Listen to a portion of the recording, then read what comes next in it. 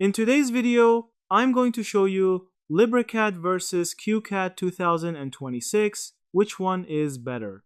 LibreCAD is a fully free, open-source 2D CAD application that works on Windows, macOS, and Linux, and has its roots as a fork of an older QCAD version.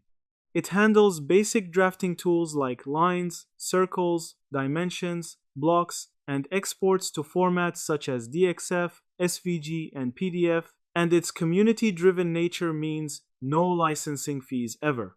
Its interface and toolset are straightforward, which makes it accessible if you want a truly cost-free solution with steady community support.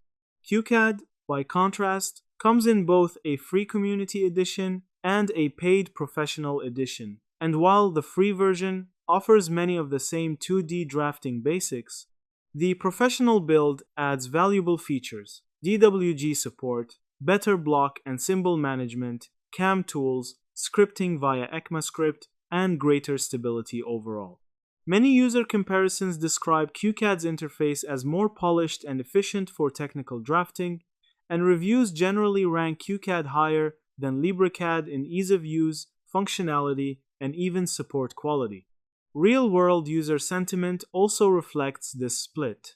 LibreCAD shines for hobbyists, students, open-source advocates, and anyone who prioritizes zero cost, while QCAD attracts professionals or designers who need reliable DWG compatibility and deeper functionality out of the box.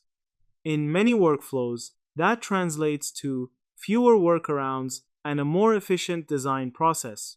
So in 2026, LibreCAD is excellent as a free and open-source 2D CAD tool, but QCAD edges ahead if your work demands professional-grade features and stable DWG support. Yeah, that's it. Thank you for watching this video.